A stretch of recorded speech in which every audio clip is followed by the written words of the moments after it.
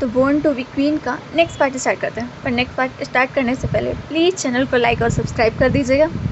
तो हमने पिछले पार्ट में देखा था कि वांग जी ने मैडम म्यामा से कहा था कि उन्हें युआन को एक्सेप्ट करने की ज़रूरत नहीं है क्योंकि युआन के पास उसकी माँ पहले से है, तो अब उससे आगे। विंग ने कुछ कहने के लिए सम्राट की ओर देखा, पर अगले ही पल सम्राट ने जो कहा उसने सबको चौंका दिया। वांग जी विंग की ओर देखते हुए बहुत ही कोल्ड आवाज़ में पूछा, तुम्हारा नाम क्या है? विंग ने भी लान वांग जी की आंखों में देखते हुए कहा, वी वोशियान। मिन ग्याओ वहीं पर गुस्से से उठा और उसने विंग की ओर देखते हुए कहा, किंग की आंखों में देखकर बात करने की तुम्हारी हिम्मत कैसे हुई? विंग ने मिन ग्याओ से अपनी आइज़ रोल की और नीचे देखने लगा। वांग जी जो सब कुछ देख रहा था, उसने अपने मन में ही कहा, इंटरेस्टिंग, और उसकी ओठों पर एक स्मिक आ गया। म्या जिसे कुछ समझ नहीं आया, उसने बीच में बोलते हुए कहा, किंग मुझे बीच में बोलने के लिए क्षमा कीजिएगा, पर आप क्या कह रहे थे? लान वांगजी ने विंग की ओर देखते हुए कहा, वी वोशियान लान युआन की आज से नई माँ है। युआन जो ये सुनकर बहुत खुश हुआ और वो क्लैपिंग करने लगा, पर विंग जो कि ये सुनकर एकदम शॉक्ड हो गया था, एक्चुअल फक। विंग ने बड़बड़ाते हुए कहा, उसे एकदम शॉक लगा, जैसे कोई बिजली का झटका लग गया हो।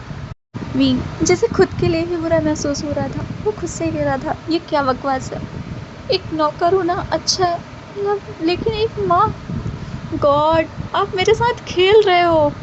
तब पीछे से एक मंत्री उठा और उसने कहा, किंग आप किसी को भी ऐसी अपनी कॉन्कीवाइन एक्सेप्ट नहीं कर सकते, एक मेल और को तो बिल्कुल नहीं। उसने विंग की ओर घृणा भरी निगाहों से देखते हुए कहा। विंग जो रिटर्न में उसे घूर कर ही देख रहा था और अपने मन में सोच रहा था, मुझे इस नज़र से देखा ना तो मैं तुम्हारी आंखें नोच लूँगा, बूढ़े कमीने। सभी मंत्रियों ने वांग जी से सवाल करने शुरू कर दिए और म्या उसके चेहरे पर एक जीत की मुस्कान बिखर गई, क्योंकि वांग जी मंत्रियों के खिलाफ जाने की कोशिश नहीं करेगा। आखिरकार आज तक किसी सम्राट ने ऐसा नहीं किया। अगर तुम में से किसी और ने एक भी आवाज़ निकालने की कोशिश की तो मैं सबकी गर्दनें काट दूंगा। एक गहरी और कोल्ड आवाज़ पूरे कोर्ट रूम में गूंज गई। यह किसी और के नहीं बल्कि सम्राट लान वांग जी के शब्द थे। एक सेकंड के भीतर पूरे कोर्ट रूम में एकदम शांति छा गई, जैसे तूफान से पहले सब कुछ एकदम शांत हो जाता है। किसी के अंदर भी अब सम्राट से सवाल करने की हिम्मत नहीं थी। सवाल से सम्राट करना मतलब अपनी जान को जोखिम में डालना, और सभी जानते थे कि सम्राट कितने खतरनाक हैं। म्या जो अपने शौक में थी और वो ये सोच रही थी कि आज से पहले ऐसा किसी ने नहीं किया। वहीं विंग जो अपने माइंड में था, वो अपने आप से कह रहा था, मुझे मार डालो, मुझे इसकी उम्मीद नहीं थी, मुझे वापस जाना है। वांग जी ने केवल विंग को अपनी कॉन्क्यूवाइन के रूप में एक्सेप्ट ही नहीं किया, बल्कि विंग को जैस्मिन पवेलियन भी दे दिया। यह बात सभी के लिए चौंकाने वाली थी, क्योंकि जो भी कॉन्क्यूवाइन फूलों के नाम वाले पवेलियन में रहती थी, उसे सम्राट की ब्यूटी के रूप में जाना जाता था, या कह सकते हैं सम्राट की प्रे कॉन्क्यूवाइन के रूप में जाना जाता है। मून पवेलियन में म्या बहुत गुस्से में थी। मैडम म्या ने आईने को तोड़ दिया। ऐसा नहीं हो सकता, एक लो लेवल मेड एक कॉन्क्यूवाइन कभी नहीं बन सकती। म्या गुस्से में थी क्योंकि एक लो लेवल मेड किंग की कॉन्क्यूवाइन बन गई, वो भी फेवरेट में से एक। यह म्या के लिए सुरक्षित नहीं है, हरम में उसके स्थान के लिए सुरक्षित नहीं है। और उसी समय उद्घोषक एक उपपत्नी के आने की घोषणा करता है। एक ओमेगा रोते हुए छोटे बच्चे की तरह कक्ष में प्रवेश करती है। सिस्टर तुमने कहा था कि जैस्मिन पवेलियन मेरे लिए होगा, पर मैं क्या सुन रही हूँ अभी? म्या उस पर चिल्लाती है और उसे कहती है, चुप रहो, मैं पहले से ही बहुत कर चुकी हूँ। मैंने एकदम गुस्से में चिल्लाई। वो लड़की म्या की गुस्से भरी आवाज़ से एकदम झिझक गई और उसने सिसकियाँ लेते हुए कहा, सिस्टर। म्या ने उससे कहा, आज रात को किंग को उस लोली और के साथ मत सोने देना।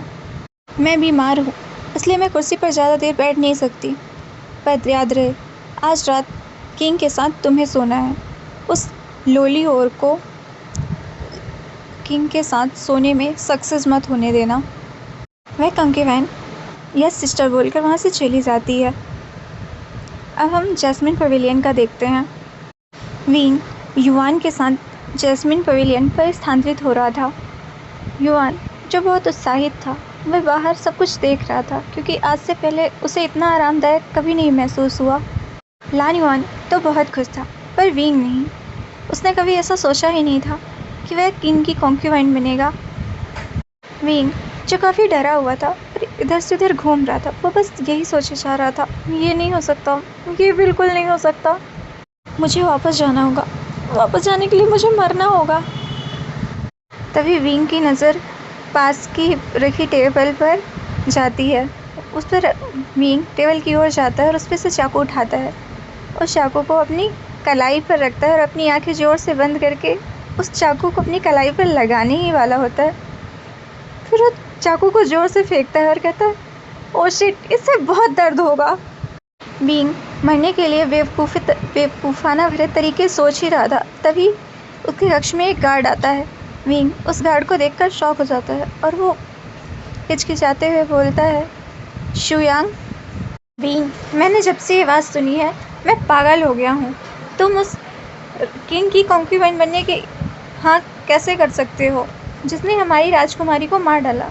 शुयांग ने विंग को कंधे से झिझकोड़ते हुए कहा। विंग ने पहले शुयांग के हाथों की ओर देखा और फिर उससे बहुत ही काम टोन में कहा, तुम्हें पता है तुम किसे छू रहे हो? शुयांग ने तुरंत अपने हाथ हटा लिए और उसने विंग से कोल्ड टोन में कहा, तो क्या तुम सच में उस किंग की कॉन्क्यूवाइन बन रहे हो? विंग, मेरे पास कोई और ऑप्शन नहीं था। अगर मैं वहाँ पर मना करता तो शायद वो किंग मुझे मार देता और उस विच को हमारे प्रिंस की जिम्मेदारी दे देता। शुयांग की ओर देखता है और उससे कहता है, वैसे तुम यहाँ क्या कर रहे हो?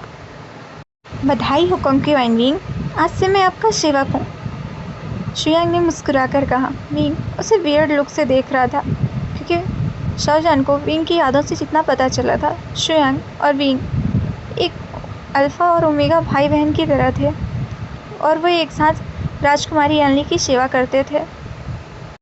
तभी उद्घोषक ने नोवेल कॉन्सर्ट के आगमन की सूचना दी। विंग और शुयांग दोनों खड़े हो गए।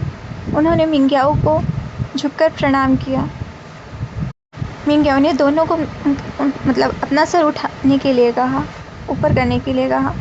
तभी विंग ने मुस्कुराते हुए मिंग्याओ से पूछा, क्या मैं आपके यहाँ आने का कारण जान सकता हूँ माई लेडी? मिंग्याओ गुस्से से दांत पीसते हुए बोला, मैं तुम्हें यहाँ चेतावनी देने आया हूँ, ज़्यादा ऊंची उड़ान मत भरो। विंग मुस्कुराते हुए जवाब दिया, पर मैं तो अभी भी ज़मीन पर ही हूँ माई लेडी। शुयांग जो अपनी हंसी को कंट्रोल कर रहा था, मिंग्याओ उसकी ओर देखता है और उसे गुस्से से कहता है, तुम लो लेवल गार्ड, तुम्हारी हिम्मत कैसे हुई मुझ पर हंसने की? शुयांग अपनी हंसी को कंट्रोल करते हुए कहता है, मेरे मुंह से माई लेडी। विंग जो कि मिंग्याओ को देख रहा था, वो अपने मन में सोचता है, अब समझ में आया बुक में इसके लिए ये क्यों लिखा था कि यह एक मूर्ख ओमेगा है। इसे देखकर ही समझ आ रहा है। मैं अपने मन में सोच ही रहा था, तभी मिंग्याओ उसकी ओर मुड़ता है और कहता है कि तुम सम्राट से दूर रहना। मिंग्याओ विंग को धमकी देता है और वहाँ से चला जाता है। विंग, जैसे मैं मर रहा हूँ सम्राट के साथ रहने के लिए। विंग ने अपनी आइज़ रोल की। तभी शुयांग ने कहा, इतना मूर्ख ओमेगा नोवेल कॉन्सर्ट कैसे बन सकता है? विंग, भगवान जाने।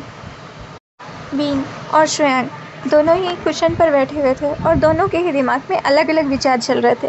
विंग जहाँ 7वें राजकुमार को लेकर भागने की योजना बना रहा था, वहीं शुयांग के दिमाग पर बदला लेने का विचार चल रहा था अपनी उस राजकुमारी के लिए जो उसे घर का एहसास देती थी। शुयांग विंग से पूछता है, तुम क्या सोच रहे हो?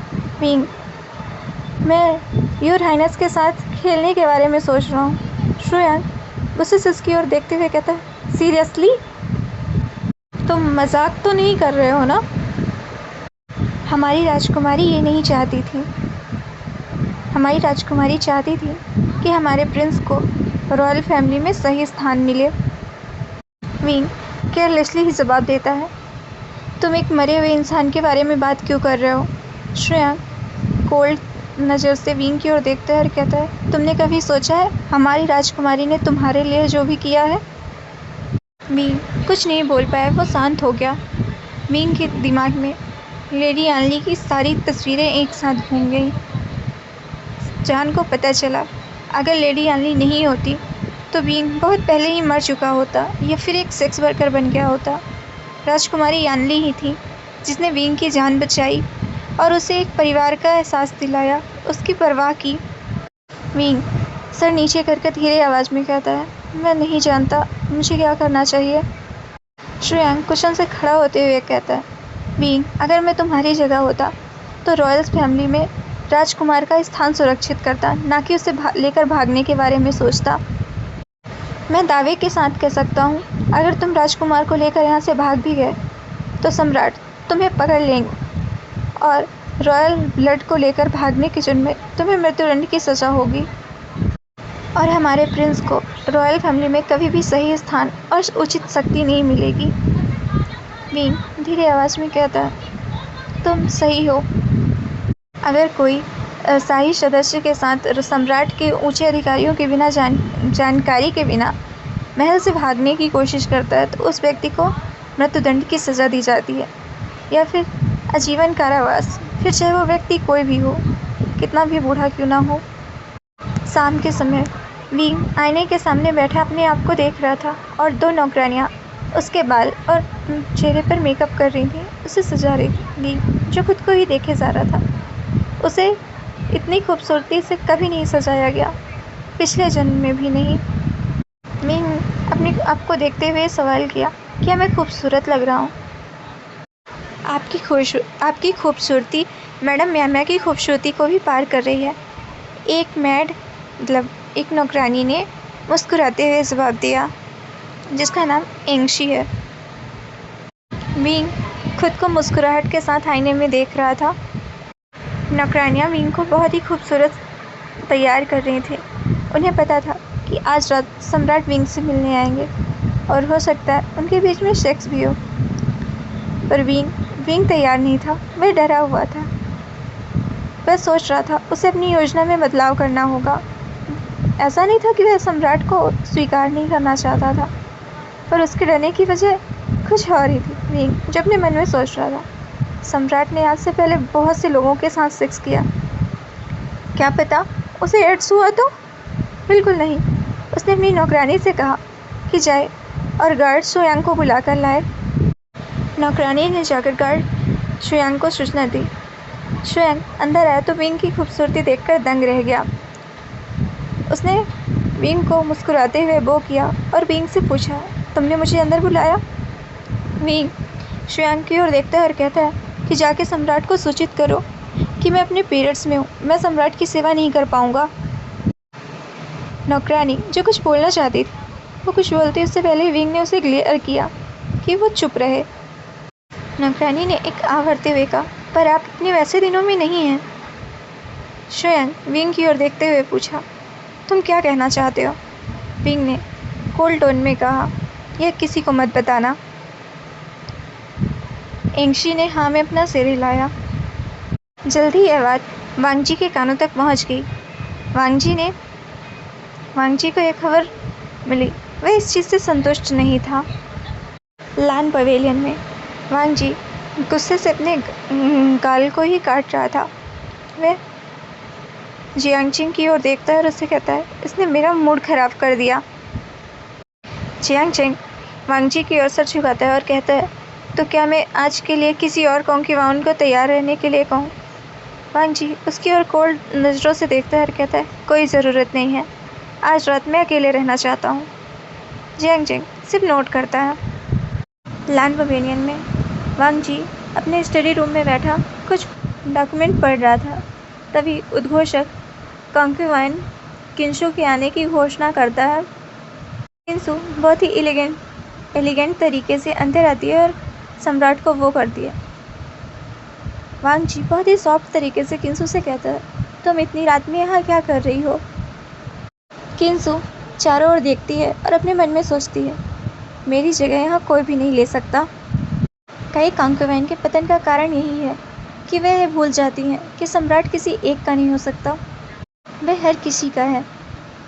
किंसु ने बहुत ही सेडेक्टिव तरीके से कहा, सम्राट, मैं आपको याद कर रही थी। वांगजी ने बहुत ही कोल्ड टोन में कहा, आपको मुझे याद करने के लिए इस सेडेक्टिव तरीके का इस्तेमाल करने की ज़रूरत नहीं है।